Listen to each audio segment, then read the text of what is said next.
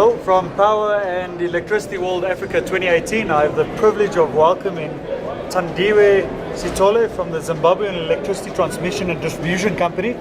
And first of all, welcome to South Africa. It's a great privilege having you here. And I must say, one of the most spoken about geographies at PIWA 2018 is actually Zimbabwe, with the recent political reshuffling that is taking place, and effectively what could be the potential opportunities moving forward, not only from a commercial point of view, but also resolving the challenges around energy poverty for the portion of the population that doesn't have supply of electricity. So I think as a start, let's kick off and let's get an understanding about the Zimbabwean Electricity Transmission and Distribution Company. What are you currently focused on? What work are you delivering? And how do you feel you're making an impact within the region? Well, thanks, Gary, for having me on this Power TV. You're right, I'm from Zimbabwe, and we have what they call a new political dispensation, but we're not going there. We have long-standing situations, especially where electricity supply is concerned. We have had areas that haven't had electricity for a lifetime. Those that have had electricity are also being affected by theft and vandalism, so much so that they also end up being in the dark. Sure. And we're trying to, as ZTTDC, and I'm from the distribution side, we're the most affected by these things, because we are also the ones that interact with the customers directly. We have the supplier-customer interface. So I'll start on the energy deficiency, where we have our rural folk. They don't have electricity. We're still trying to expand the network. And we have what we call network development engineers and network development programs and plans that are in place. However, progress there is being hampered by all this theft and vandalism, whereby funds are being diverted to replacement of stolen and vandalized as opposed equipment. to development. Yes. Yeah, redoing the same job. Yes, redoing and wasting resources. We are an arm of government, so whatever we do is normally controlled by government, like tender processes. So we don't just go out and replace overnight. We have to go to tender. And then we have, in the urban communities, we have new developments. People are building everywhere, and some of those are going for a long time without electricity. Also mainly because we have a severe shortage of meters. We have now gone the prepayment route, so supply of those has been a little minimal, and now there are processes that have been put in place where we have introduced, I'm not sure of the word that they're using, where they have identified, I think it's 14 suppliers that can now supply the prepaid meters, and those ones have to be certified by ZTTDC, and then they get installed. We are now contracting out service. So we're hoping when that is finalized, people will get connected. But then we also have the issue with transformers, the conductors, the cables. So it's in fact the whole system that is affected. Yes, it is. So I find it interesting that you're going down the prepaid route, and it gives you a fair amount of revenue protection.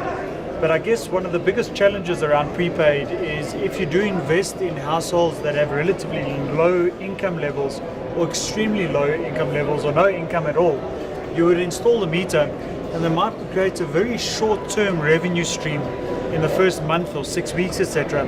But what happens after that when the meters stop getting used? Is this still a viable solution in terms of prepaid?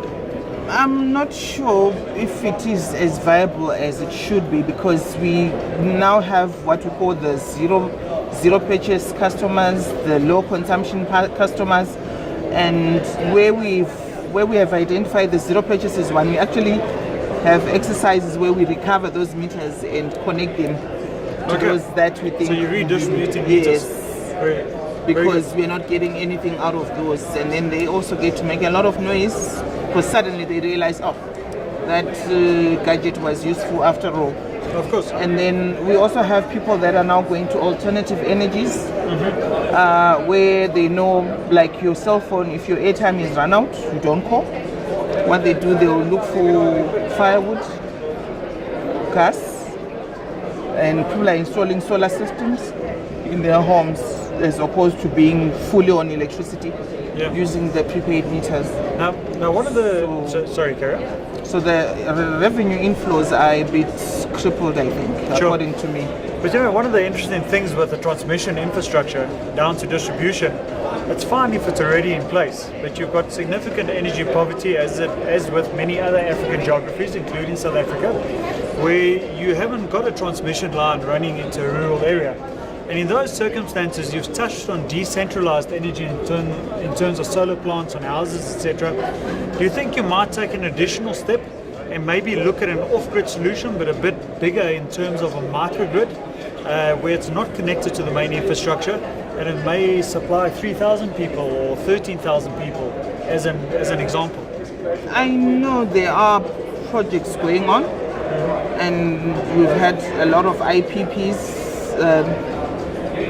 introduced, and I actually think it's work in progress. I'm aware of some solar farms that are being identified, and work has since started. Yes. And then a few years back, I remember our Rural Electrification Agency used to have these mini grids where they were for schools, hospitals. Exactly. That was quite a few years ago, but they were quite successful. There was vandalism and theft of equipment, and that was a disheartening bit, and I'm not sure of the progress there in as far as RIA is concerned. How do you think you would curb that theft? Let's say that you receive funding to reinitiate some of those isolated grid solutions. I think it's just got to do with the poverty. way, it's poverty, and empowering these people to engage in other money-making projects, to divert their attention from wanting to strip systems and sell the equipment. Just educating them and making them aware of the advantages of having electricity whichever way. Gotcha. Now, something that every delegate in this conference is interested to hear about is firstly Zimbabwe, right? Secondly, what's happening from a commercial point of view on the ground?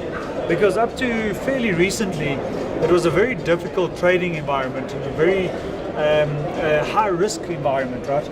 But due to the new political dispensation, as you call it, the NPD in Zimbabwe, right? I like that. Things seem to be easing up a bit. There seems to be a concerted effort to get the Zimbabwean economy back on track. And how do you think energy plays a role in that, and how prioritized is energy now in getting international businesses, and not necessarily off the continent, but from the continent, to actually assist in the redevelopment and the reinitiation of your electricity sector, to actually aid healthcare, to aid education, because energy at the end of the day, it's an enabler to an improved economy. How open is the Zimbabwean economy at the moment to African businesses out of Zimbabwe? I think from what I've read, just like you, and I've also heard. And you've seen. I'm not and yes, and I've experienced because I'm from Zimbabwe. Of course. Things are looking up, and you'd be aware of the fact that most of our industries had literally died. Yes, of course. The rail system where we had the goods trains, we are all overgrown, and there are efforts now to try and bring back to life those industries. But then we need people that will believe that we are serious, so that they can invest. From what I'm seeing, I think we will get there, slowly but surely. Are things changing on the ground? The atmosphere, yes. I think I'm not in a position to say. But that's where it starts. It starts with the atmosphere, and it starts with the goodwill of the people on the ground. We are more. What's the right word to say? We are more positive. Yes, we are a positive more, atmosphere. Yes, there is, and we're looking forward to better things, especially for our children, grandchildren, and then even as a nation at large. We had electricity deficiencies. But that wasn't a big issue because the industries were all dead. Yes. Even the agricultural industries were dead. The agricultural farming, the farming processes were all almost non-existent. So now the government, the new dispensation is encouraging people to come up and work and be productive and revive that which was no longer working. And we are starting even with the big industries where they are now coming in slowly. We have Zisco still. I know we have our big companies, the Simascos. They're all coming up. And then I believe even our David Whitehead for materials. Yes. They'll be coming up soon. There's a whole lot of talk of reviving industries. And then that will mean trains as well. Yep. Yes, and then that will mean more electricity demand. Of course. And we have right now power stations that are being commissioned, like Kariba this week. Yes. They are on to Kariba 7 and 8. And I think they're commissioning the 8th one, this Kariba 8 this week. And there's fantastic progress. There's talk of that's an extra 300 megawatts for ourselves without importing. Sure. And then Wange, our thermal power station, is going to be expanded as well. They're working on it, Wange 7 and 8. So it will mean the new industries coming up will mean more demand for electricity. Got you. Well, Thandiwe, from my side, I'm certainly very excited about the prospects around Zimbabwe. I do believe you and I do agree with you that there's a lot of positive sentiment. Yes. And as you know, all people are very similar. The very small thing that makes us different is our attitude, and the biggest impact is if it's positive or negative. And just spending the last few minutes with you, it's very clear, and especially in your position you're in terms of transmission and distribution, that there is something changing on the ground. There is certainly a revived hope moving forward. And I have no doubt that each and every delegate in Power and Electricity World Africa is going to be very energized, sorry for using the term, but extremely energized in actually getting involved in the Zimbabwean economy. And I hope a few years from now, our discussion is going to be completely different in not having enough generation capacity to keep up with demand.